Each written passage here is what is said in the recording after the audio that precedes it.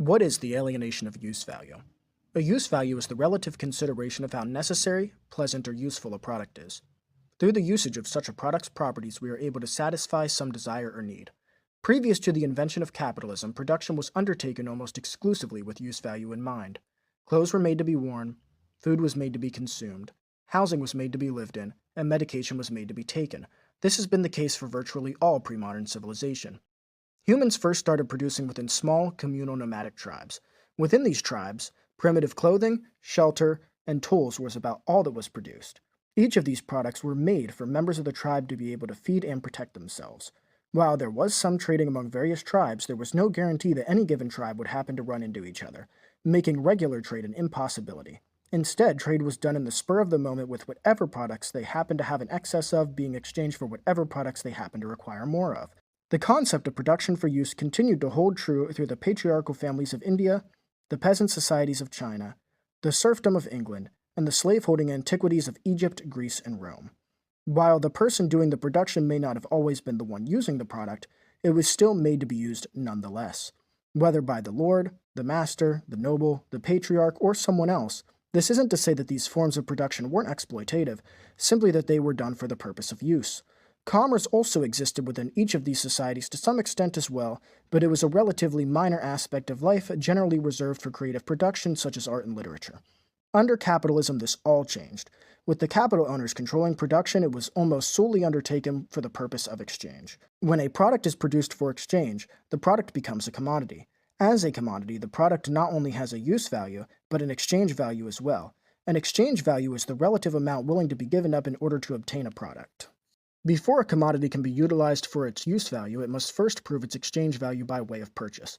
This creates an alienation of the product's use value by concealing it on the opposite end of the immutable roadblock that is exchange value. Within this paradigm, exchange becomes the uncircumventable prerequisite to use. Unless a product is first exchanged, it will never be used. This is without regard to the actual desire or need for the actual product itself. If a commodity fails to prove its exchange value, its usefulness fades away into oblivion.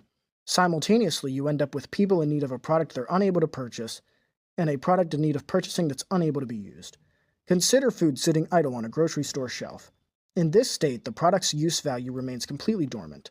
Despite being perfectly edible, unless it has first proven its exchange value, it will never be consumed. If the food isn't purchased within a certain time frame, it'll eventually expire and be thrown away. This often occurs even when there are families that don't have enough to eat within the local community, and perpetually occurs while millions of people starve around the world. In the United States alone, 156,000 tons of food enters landfills each day from corporations, most of which is due to simply not being sold.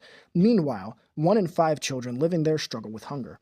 The grocery stores could hypothetically give this food away before it reaches the point of no return, but this would cause profits to ever so slightly decline. If the food is donated, someone who might have purchased it in the last second will no longer be able to do so. Additionally, if hungry people are given food, that's less of them that will be spending their last pennies to purchase what they can, both of which would result in less sales. Even though it's a bleak outlook, it's a completely rational decision under the capitalist system. If one corporation isn't absolutely ruthless, another corporation will be. Through competition, the corporations willing to be ruthless will inevitably put the ones that aren't out of business. Obtaining higher profits allows the more ruthless corporations to cut prices, underselling their competitors until they're no longer selling enough to remain open. In which case, once there's no competition left, they then raise the prices in order to increase profits even more. This process continues across the spectrum until only corporations willing to be ruthless remain, thus creating an odd survival of the cruelest-style economics. This is a blatantly inefficient way of going about the distribution of resources, more often than not ensuring that products don't end up where they're needed. Such inefficiency has led many to be given the impression that the world is currently in a state of overpopulation. When this notion is actually examined, however, it becomes apparent that this isn't the case. There are often more empty homes than homeless people. For example, in the United States alone, there's 771,000 homeless people and over 15 million empty homes. There are more medical supplies than there are required to treat the sick. Despite 68,000 people in the U.S. dying every year due to not being able to afford health care, between 30 and 40% of the medical apparatus remains idle at any given moment. And there is way more food than is required to feed the hungry, as the previous statement of the 156,000 tons of food being thrown away by corporations shows. This isn't even in consideration of the fact that the majority of land remains unharvested. There are more than enough resources to go around, people just can't afford them. Their inability to prove an exchange value of a commodity is the only hurdle preventing them from utilizing a product they are in such dire need of. The United States government's bailout of the banks during the subprime mortgage crisis does an exemplary job of shedding light on this fact. The total cost of the bailouts amounted to roughly $29 trillion, which was primarily used to give bonuses to corporation CEOs. The United Nations Agriculture and Food Organization estimates that to end world hunger would cost between $30 and $60 billion per year. Even under the assumption that this would cost the highest approximation, if this money was instead put towards this purpose, it would have ended world hunger for 483 years and 4 months. Considering this was essentially a gift for scamming the American people, it should be clear that capitalism leads to massive resource misdistribution. This is further displayed in the fact that under capitalism, overproduction is actually antithetical to people receiving the products they may require. Periodically, production results in what capitalist economists refer to as excess of commodities. As a consequence, through supply and demand, the rise in supply causes prices to fall. Falling prices inevitably lead to a declining profit, causing corporations to take drastic measures. In a desperate attempt to reverse this outcome, corporations will intentionally destroy large portions of their own production.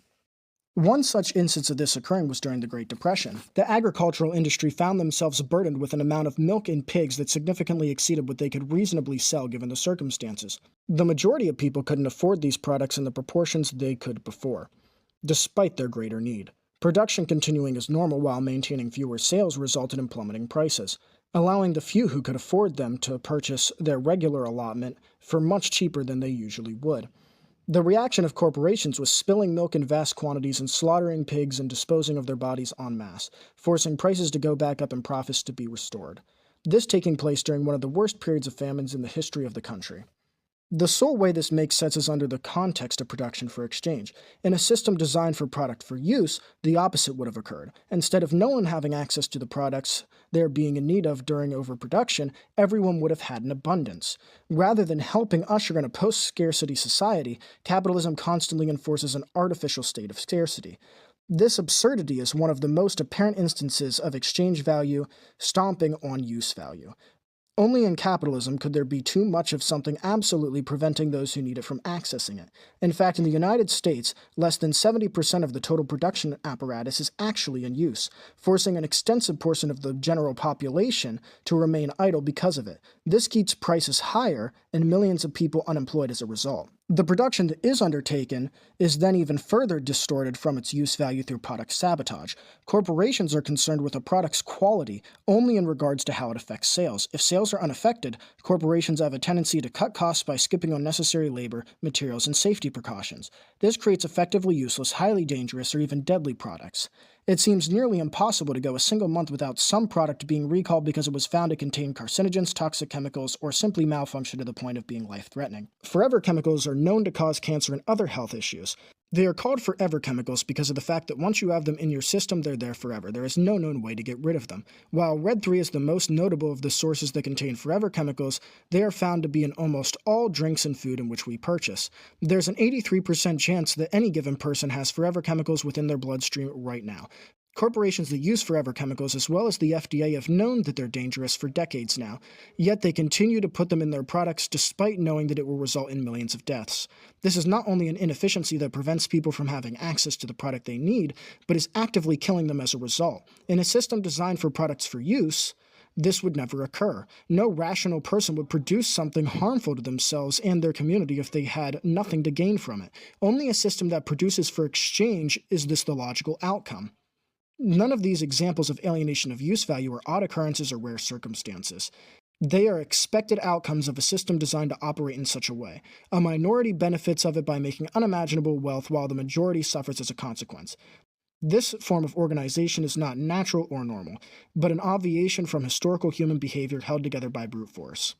I hope that you enjoyed this video essay about the alienation of use value, and please consider following for more content. Thank you.